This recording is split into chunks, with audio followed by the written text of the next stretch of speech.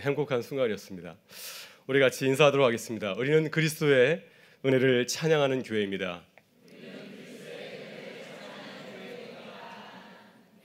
네, 우리 옆 사람을 보면서 이렇게 고백하겠습니다.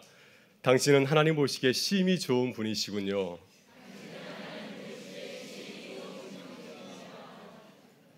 네, 비웃는 사람이 한 사람도 없었습니다. 네, 오늘 밤 찬양대 헌신 예배를 하나님께 드리게 되어서 정말 하나님께 감사드리고요. 또 제 생애 처음으로 찬양대 헌신 예배에서 말씀을 전하게 하심도 감사를 드립니다. 또 오늘 이렇게 찬양대원들 매 주일마다 아름다운 찬양으로 하나님께 늘 예배를 준비하며 나아가는데 우리 엘림, 또 베델, 갈릴리, 분이엘 찬양대 지휘자와 또 반주자들, 또 모든 대원들에게 감사를 드립니다. 또 오늘도 저희가 찬양을 들었지만은 찬양을 더 아름답게 만드는 우리 솔리스트들 정말 감사드리고요. 또 매 예배 때마다 찬양으로 우리 모든 교우들을 주님 앞으로 인도하는 호산나 찬양팀에게도 감사를 드립니다. 또 오늘 이렇게 찬양대 세미나와 그리고 찬양대 헌신 예배를 잘 준비해 주신 우리 예배 찬양위원회도 깊이 감사를 드립니다.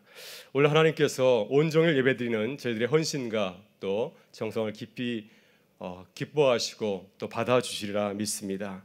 그래서 우리 모두에게 이 귀한 찬양의 사역을 예배뿐만 아니라 저희들의 삶의 자리에서 들려 퍼질 수 있도록 우리에게 새 힘과 능력을 더하여 주시기를 축원합니다.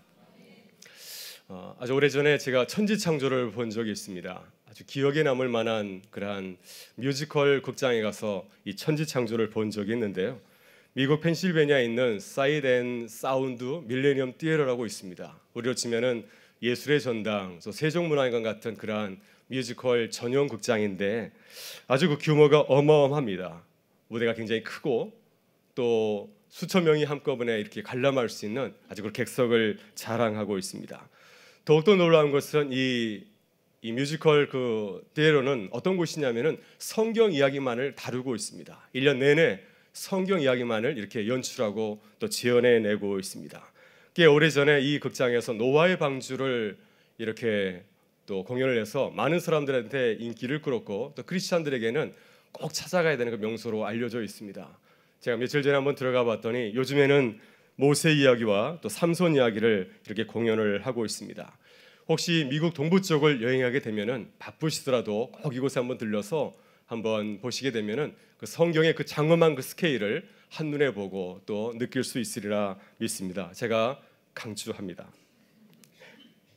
네, 저희 가족도 이제 4시간 정도 저희 집에서 운전하고 이 펜실베니아에 있는 이 극장을 다녀온 적이 있었습니다. 저희는 노아의 방주를 보기를 원했습니다. 왜냐하면 노아의 방주에는 실제로 그 노아의 방주를 재현하고 있거든요. 동물도 나오고 코끼리도 나오고 그래서 장관이 굉장히 대단하죠.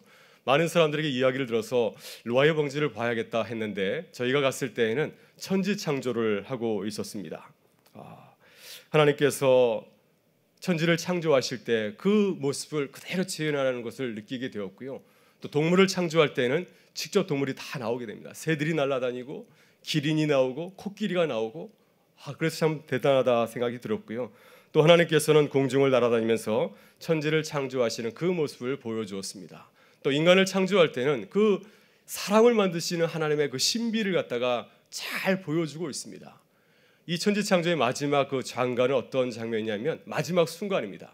마지막 순간에는 요한계시록에 나오는 새하늘과 새 땅, 이 마지막 그 새로운 창조를 있는 그대로 잘 보여주고 있습니다. 그래서 그걸 통해서 과거의 천지창조를 보게 하고 또 앞으로 있을 하나님의 그 새로운 창조를 이렇게 대망하게 하는 그런 신앙을 갖도록 인도해 주는 것을 보게 되었습니다. 그래서 저희 가족이 그곳에 가서 큰 은혜를 받고 돌아온 기억이 납니다. 오늘 우리가 함께 나누고자 하는 말씀은 바로 이 천지창조에 대한 말씀입니다. 우리가 창세기 1장에 나오는 천지창조를 묵상하게 되면은 저는 성가대가 연상이 됩니다.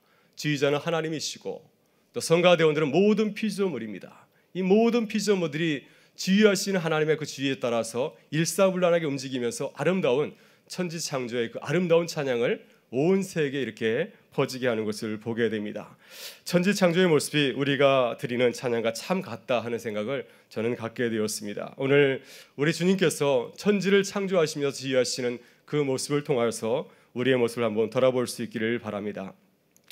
태초에 하나님께서 천지를 창조하셨습니다. 천지를 창조하시기 전에 세상의 모습은 어떠하였습니까?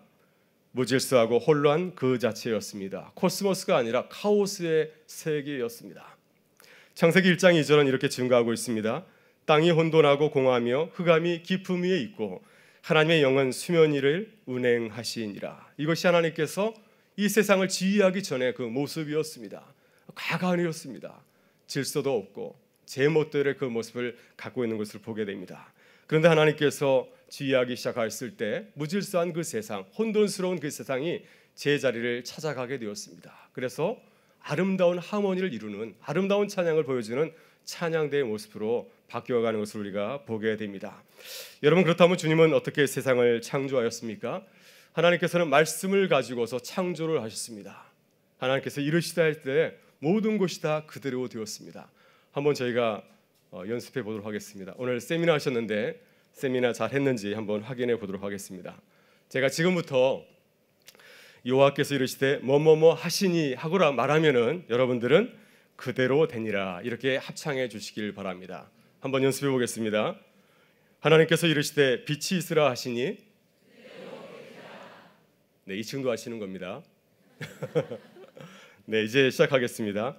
하나님께서 이르시되 빛이 있으라 하시니 하나님께서 이르시되 물 가운데 궁창이 있어 물과 물을 나뉘라 하시니 하나님께서 이르시되 천하의 물이 한 곳으로 모이고 묻이 드러나라 하시니 하나님께서 이르시되 땅은 불과 씨 맺는 채소와 각기 종류대로 씨 가진 열매 맺는 나무를 내라 하시니 하나님께서 이르시되 하늘의 공중에 강명체들이 있어 낮과 밤을 나뉘게 하고 그것들을 징조와 계절과 날과 해를 이루게 하라 하시니 하나님께서 이르시되 묻들은 생물을 번성하게 하라 땅이 가축과 기는 것과 땅이 짐승을 종류대로 내라 하시니 마지막입니다. 하나님께서 이르시되 우리의 형상을 따라 우리의 모양대로 우리가 사람을 만들고 그들로 바다의 물고기와 하늘의 새와 가축과 온 땅에 기는 모든 것을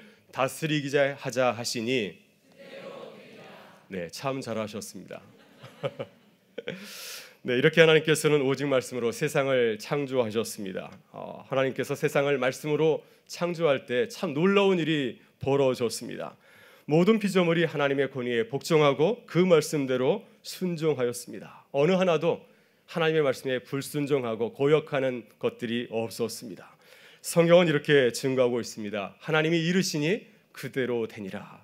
하나님이 이르시니 모든 피조 세계가 하나님께서 말씀하신 대로 그대로 되었다라고 증거하고 있습니다. 하나님께서 어둠을 향하여서 빛이 있으라 하시니 빛이 생겨났습니다. 다른 피조물들도 모두 하나님께서 말씀하시는 대로 그대로 행동하였습니다. 하늘의 해와 달과 모든 행성들도 주님께서 말씀하시는 대로 자신을 줘서 복종하여서 그 말씀대로 순종하였습니다. 바다의 물고기와 하늘의 새와 또 그리고 땅에 사는 모든 생물들도 주의 말씀대로 순종하였습니다. 그래서 세상이 어떻게 되었습니까? 세상이 그전에는 무질서하고 혼란스러웠는데 대단히 혼란스러웠는데 이제는 질서 있고 아름다운 세상이 되었습니다. 혼란스럽던 그 세상, 카오스와 같던 그 세상이 아주 질서 있는 코스모스의 세계를 이룬 것을 보게 됩니다. 그래서 하나님 보시기에 어떤 찬양을 드렸습니까? 하나님께서 기뻐하시는 찬양을 모든 피조물이 지휘자이신 하나님을 따라서 드린 것을 보게 됩니다. 그 모습을 보시고 하나님께서 어떻게 고백하였습니까? 창세기 1장 31절은 이렇게 고백하고 있습니다. 하나님이 지으신 그 모든 것을 보시기에 심히 좋았더라. 아멘. 네, 여러분, 이렇게 무질서하고 혼란스러운 피조 세계가 하나님이 가장 기뻐하는 찬양을 드릴 수 있었습니다. 오늘 우리가 이 찬양을 바라보면서 이 태초에 하나님께서 만들어 가신 그 아름다운 찬양, 이 천지창조의 찬양을 통하여서 우리가 어떻게 가장 기쁜 찬양을 드릴 수 있을까? 찬양의 세 가지 중요한 원리를 함께 배울 수 있기를 바랍니다. 첫째, 하나님께서 보시고 심히 좋은 찬양은 어떠한 찬양이겠습니까? 그 찬양의 원리는 순종입니다. 하나님께서 기뻐하시는 찬양은 어떠한 찬양일까? 우리 지휘자, 우리 집사님들께서는 매주일 고민이 될 것 같습니다. 어떤 찬양을 하나님께서 기뻐하실까? 어떤 찬양을 드리면 좋을까? 어떤 대원들이 있으면 좋을까? 어떤 찬양으로 선택할 것인가? 많이들 고민하죠. 우리는 찬양의 외적인 모습을 많이 생각하고 따지곤 합니다. 우리에게 좀 더 노래를 잘하는 대원들이 있으면 우리가 더 아름다운 찬양을 할 수 있을 터인데, 우리가 좀 더 많이 연습을 할 수만 있다면 완벽한 찬양을 드릴 수 있을 터인데, 우리는 이렇게 외적인 환경과 조건들을 많이 따질 때가 있습니다. 물론 그것도 참 중요하죠. 외적인 그러한 요소들을 전혀 무시하는 것은 결코 아닙니다. 그러나 하나님께서 기뻐하시는 찬양은 우리의 삶의 주인이요 또 지휘자이신 하나님의 말씀의 권위에 복종할 때 이루어지는 줄 믿습니다. 태초에 주님이 말씀하실 때 그 어떤 피조물도 주님의 말씀에 불순종하지 않았습니다. 모든 피조 세계가 순종하였기 때문에 가장 아름다운 찬양을 태초에 하나님께 올려드릴 수가 있었습니다. 따라서 아름다운 찬양은 어디에서 나오겠습니까? 하나님의 말씀에 순종할 때 나오는 줄 믿습니다. 저는 미국 뉴욕 링컨 센터에서 뉴욕 필하모닉 오케스트라의 그 정기 연주회를 관람한 적이 있습니다. 그때 뉴욕 필하모닉 오케스트라를 지휘하는 분은 아주 세계적으로 유명한 로린 마젤이었습니다. 연주회가 시작하기 전에 여러 단원들이 자신의 악기를 이렇게 튜닝을 하고 있었습니다. 그 소리가 그렇게 아름답진 않죠. 기기기기 하면서 갖은 소리를 냅니다. 그 소리를 듣고 있으면은 과연 이 오케스트라가 아름다운 찬양을 연주할 수 있을까 의심이 날 정도로 아주 하모니를 이루지 못하고 아주 홀라운 소리를 내는 것을 보게 됩니다. 그러나 연주가 시작되었을 때 모든 단원들이 지휘자의 손짓과 몸짓에 따라서 아름다운 선율과 아주 감동적인 하모니를 만들어가는 것을 보았습니다. 연주를 하는 동안 어느 단원도 자기 멋대로 행동하지 않았습니다. 그 시선은 지휘자를 향하여 있었습니다. 이 노린마젤의 그런 손짓과 몸짓을 통해서 같이 하나가 되어서 연주하는 것을 보게 되었습니다. 이렇게 모든 대원들이 지휘자에게 철저하게 자기를 쳐서 복종하였기 때문에 이 지휘자의 그러한 리드에 따라서 움직였기 때문에 아름다운 이러한 하모니를 이루는 찬양을 또 음악을 모든 청중들에게 들려줄 수 있었습니다. 여러분, 주님이 기뻐하시는 찬양은 순종에서 나오는 줄 믿습니다. 주님께서는 사울이 하나님께 예배를 드릴 때 실패를 하였습니다. 자기의 마음대로 자기의 생각대로 들어서 하나님의 마음을 아프게 하였을 때 주님께서는 이렇게 하면 좀 좋겠다면서 이런 말씀을 들려주었습니다. 사무엘상 15장 22절 23절을 보게 되면은 하나님께서 사울에게 이렇게 말씀합니다. 순종이 제사보다 낫고 듣는 것이 수량의 기름보다 나으니 이는 거역하는 것은 점치는 죄와 같고 완고한 것은 사신 우상에게 절하는 죄와 같음이라. 그래서 하나님께서 가장 기뻐하시는 것은 무엇입니까? 순종입니다. 내 모습을 드러내지 아니하고 그분께서 원하시는 것이 무엇인가? 그분의 말씀이 이렇다고 한다면 내 생각을 내려놓고 그 말씀에 따르는 거, 그럴 때 하나님께서 가장 기뻐하신다고 말씀을 하고 있습니다. 우리는 모두 하나님의 말씀에 순종하는 찬양대가 되실 수 있기를 바랍니다. 우리 찬양대에 세워주신 지휘자, 또 우리 집사님도 계시고 또 대장님도 계시는데 하나님께서 세우신 지휘자입니다. 그 지휘자의 손짓과 몸짓에 따라서 우리 함께 순종하며 나아갈 때 하나님께 가장 기뻐하는 찬양을 올려드릴 수 있으리라 믿습니다. 그래서 매주일마다 예배 때마다 하나님께서 가장 기뻐하시는 이 순종의 찬양을 올려드릴 수 있기를 주의 이름으로 축원합니다. 여러분, 둘째 하나님께서 기뻐하시는 찬양의 두 번째 원리는 겸손입니다. 하나님께서 기뻐하시는 찬양은 언제 시작이 되었을까요? 태초에 하나님께서 말씀하실 때 모든 피조물들은 제 자리를 다 지켰습니다. 자신에게 주어진 본분과 사명을 다 하였습니다. 창조자 하나님이 하늘의 해와 달과 별을 향하여서 그들의 자리를 명하였을 때, 그들이 할 수 있는 그 본분에 대해서 말씀하였을 때 하늘의 해와 달과 별은 자신을 주장하지 않았습니다. 나도 해가 되고 싶어요. 나는 별이 되고 싶습니다. 이렇게 주장하지 아니하고 하나님의 말씀에 순종하고 겸손히 따랐습니다. 자신의 자리를 지키고 자신에게 주어진 사명을 잘 수행하였습니다. 하늘의 날짐승과 바다의 물고기와 땅의 들짐승도 마찬가지였습니다. 어느 하나 제 자리를 이탈한 그런 피조물이 하나도 없었습니다. 창조자 하나님께서 피조물인 우리에게 바라시는 가장 최고의 찬양은 어떤 찬양이겠습니까? 물론 조금 전에 우리 솔리스트가 들려준 찬양도 가장 아름다운 찬양이지만 우리 주님께서 우리에게 바라시는 찬양은 겸손의 찬양인 줄 믿습니다. 빌립보서 2장에 나오는 그리스도의 찬미가, 이 찬미가 우리가 잘 알고 있습니다. 이 그리스도의 삶을 노래하였던 이 찬미가는 바울이 쓴 서신이 아니고요, 본래 이 초대교회에서 찬송가로 들려지던 그러한 가사였습니다. 초대교회 성도들은 이 찬양을 통하여서 우리가 하나님 앞에 어떤 모습으로 나아간지를 늘 찬양 가운데서 자신의 삶을 돌아보았습니다. 우리가 어떤 모습으로 찬양을 드려야 하나님께서 기뻐하실까? 그들은 예수님의 그 삶을 통하여서 이렇게 노래하고 있습니다. 빌립보서 2장 5절부터 11절의 말씀을 제가 한번 읽어드리겠습니다. 너희 안에 이 마음을 품으라. 곧 그리스도 예수의 마음이니 그는 근본 하나님의 본체시나 하나님과 동등됨을 취할 것으로 여기지 아니하시고 오히려 자기를 비워 종의 형체를 가지사 사람들과 같이 되셨고 사람의 모양으로 나타나사 자기를 낮추시고 죽기까지 복종하셨으니 곧 십자가에 죽으심이라. 이러므로 하나님이 그를 지극히 높여 모든 이름 위에 뛰어난 이름을 주사 하늘에 있는 자들과 땅에 있는 자들과 땅 아래 있는 자들로 모든 무릎을 예수의 이름에 꿇게 하시고 모든 입으로 예수 그리스도를 주라 시인하여 하나님 아버지께 영광을 돌리게 하였느니라. 네, 예수 그리스도가 역사상 가장 아름다운 찬양을 하나님께 드렸던 그 이유는 무엇입니까? 오직 하나입니다. 그것은 하나님 앞에서 자신을 져서 복종하여서 겸손히 섰기 때문이었습니다. 십자가에서 죽기까지 겸손하게 자신을 낮추고 하나님만을 높였기 때문에 자신의 모든 것은 다 내려놓고 오직 하나님만을 바라보면서 그분에게 모든 영광을 올려드렸기 때문에 최고의 찬양을 하나님께 드릴 수 있었습니다. 여러분, 그러나 찬양의 자리가 어떻습니까? 찬양의 자리가 참 아름다운 자리이지만은 찬양의 자리는 사실 겸손하기 힘든 자리입니다. 유혹의 자리입니다. 나를 드러내고 싶은 그 자리가 찬양의 자리가 아닙니까? 나를 높이고 자랑하기 참 쉽습니다. 내가 아름다운 찬양을 하게 되면은 사람들은 나를 통해서 하나님을 바라보지 아니하고 내 모습을 바라보게 되죠. 와, 노래 잘한다. 정말 잘한다. 나도 저분처럼 하면 참 좋겠다. 또 자매가 앞에 나와서 아름답게 찬양을 하면은 많은 남자 청년들이 와서 또 구애를 하는 일도 있습니다. 정말 찬양을 잘한다. 이런 자매와 함께 살면은 정말 좋겠다 해서 인기가 폭발할 때도 있습니다. 그래서 이렇게 찬양의 자리는 참 겸손하기 힘든 자리인 것 같아요.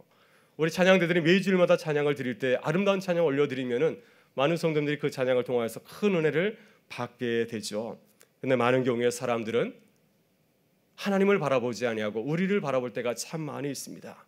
그래서 굉장히 영적인 유혹이 심한 자리가 바로 이 찬양의 자리입니다. 그래서 우리가 틈을 보이게 되면은 어느 순간에 나도 모르게 하나님의 영광을 가로칠 때가 참 많이 있습니다. 우리가 그 자리에 서면 되면 안 되는데 내가 하나님이 되어서 그 모든 영광을 받으려고 할 때가 참 많은 자리가 바로 이 찬양의 자리입니다. 따라서 우리는 우리 자신을 끊임없이 기도와 말씀으로 쳐서 겸손하게 만들어야 됩니다. 예수님의 사역을 보게 되면 참 이상한 것이 하나 있습니다. 예수님께서는 새벽 기도를 하였습니다. 저는 그 이해가 되질 않습니다. 예수님의 그 영성이라고 한다면, 예수님의 그 믿음이라고 한다면 예수님은 새벽 기도가 필요 없을 것 같은데 예수님께서는 새벽 미명에 일찍 일어나셔서 한적한 곳에 가서 기도하셨습니다. 예수님의 사역이 얼마나 힘들었습니까? 매일같이 병자들이 몰려오지 않습니까? 어려운 사람을 대하는 것은 에너지를 뺏기는 사역입니다. 매일같이 밤늦게까지 그 어려운 사역을 하였음에도 불구하고 예수님께서는 이른 아침 일찍 일어나셔서 한적한 곳에 가서 기도하셨습니다. 왜 그러셨을까요? 자신을 끊임없이 쳐서 복종하지 아니하면 내가 하나님 될 수 있기 때문이죠. 겸손할 수 없기 때문에 주님께서는 끊임없이 자신을 쳐서 겸손한 모습으로 주님 앞에 나락으로 애썼던 것을 보게 됩니다. 주님께서는 이렇게 기도와 말씀으로 자신을 쳐서 복종하였기 때문에 그 어느 자리에서든지 나를 드러내지 아니하고 하나님께 가장 깊은 겸손의 찬양을 드릴 수 있었습니다. 여러분, 따라서 우리도 우리 주님처럼 항상 겸손한 찬양대가 되실 수 있기를 바랍니다. 제가 좋아하는 찬양이 212장입니다. 겸손히 주를 섬길 때, 겸손히 주를 섬길 때 괴로운 일이 많으나 구주여 내게 힘주사 잘 감당하게 하소서. 저는 이 찬양이 저의 고백이 될 수 있기를 바랍니다. 겸손한 찬양으로 하나님께 가장 기쁜 찬양을 올려드리는 우리 성가대원들, 우리 모든 주의 백성들 되실 수 있기를 주의 이름으로 축원합니다. 마지막으로 하나님께서 기뻐하시는 찬양의 마지막 원리는 배려와 사랑입니다. 하나님께서 기뻐하시는 찬양은 혼자 하는 것이 아니라 함께 하는 것입니다. 나를 내세우지 아니하고 전체를 위해서 나를 희생하고 남을 섬기는 찬양입니다. 태초에 하나님께서 천지를 창조하실 때 어떤 피조물도 자신을 내세우지 아니하였습니다. 다른 피조물의 희생을 요구하지 않았습니다. 모든 피조물은 나보다 남을 더 배려하는 이 양보와 배려의 그 미덕을 보여주었습니다. 고린도전서 12장에서 바울 사도는 우리가 속한 교회 공동체의 본질을 비유로 말해주고 있습니다. 너희는 그리스도의 몸이요 지체의 각 부분이라. 우리를 그리스도의 몸으로 비유하고 있습니다. 우리가 어떻게 한 몸이 되었습니까? 그리스도 안에서 모두 한 성령으로 하나가 되었고 세례를 받고 한 몸이 되었습니다. 그래서 우리는 그리스도 안에서 한 몸이고 그리스도의 각 지체를 이루는 줄 믿습니다. 만약 몸의 각 지체가 자신을 주장한다고 한다면 어떻게 몸이 설 수 있겠습니까? 모두가 다 입이 되려고 한다고 한다면, 모두가 다 손이 되려고 한다면, 모두가 다 머리가 되려고 한다면 어떻게 몸을 이룰 수 있겠습니까? 여러분, 그렇다면 어떻게 한 몸 안에 있는 수많은 지체들이 서로 싸우지 아니하고 서로 조화를 이루고 화목하게 살아갈 수 있겠습니까? 원리는 하나이죠. 서로 배려하고 양보하면 한 몸을 이룰 수 있는 줄 믿습니다. 여러분, 그리스도인들은 어떤 사람들입니까? 남에게 엄한 잣대를 요구하고 자신에게는 아량을 베푸는 그러한 자들이 아닌 줄 믿습니다. 우리는 정반대로 생각하고 행동하는 사람들이죠. 자기 자신에 대해서는 아주 엄격하게 대하고 또 남에게는 최고의 사랑과 배려를 베푸는 사람들인 줄 믿습니다. 예전에 가톨릭 교회에서 아주 좋은 예수 운동을 펼친 적이 있습니다. 내 탓이요 당신 덕분이요. 그리스도인들은 어떤 사람들입니까?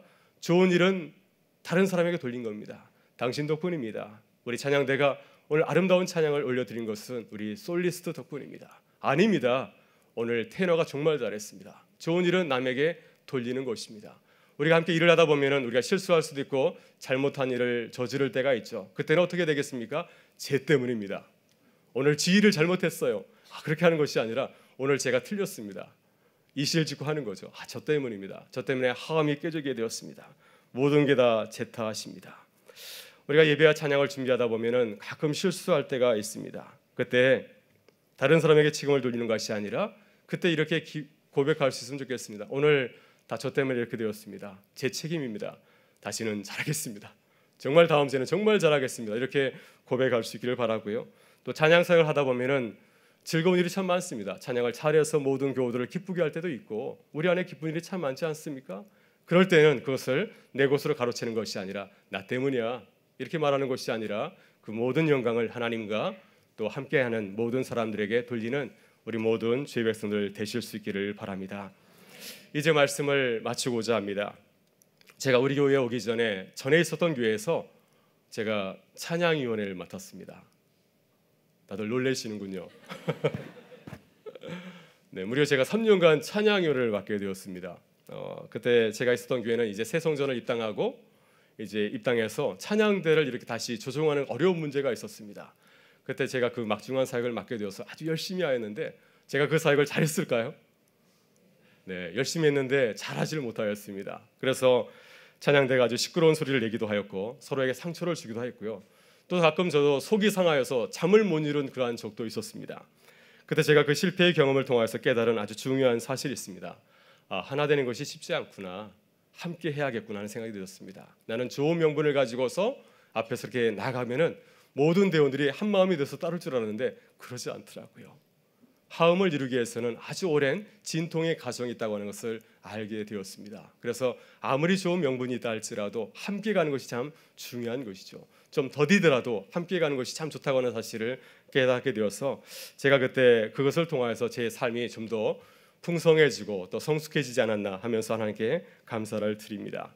오늘 우리 찬양대는 어떤 찬양을 드리고 있습니까? 천지 창조 때와처럼 아름다운 찬양을 하나님께 올려드리고 있습니까?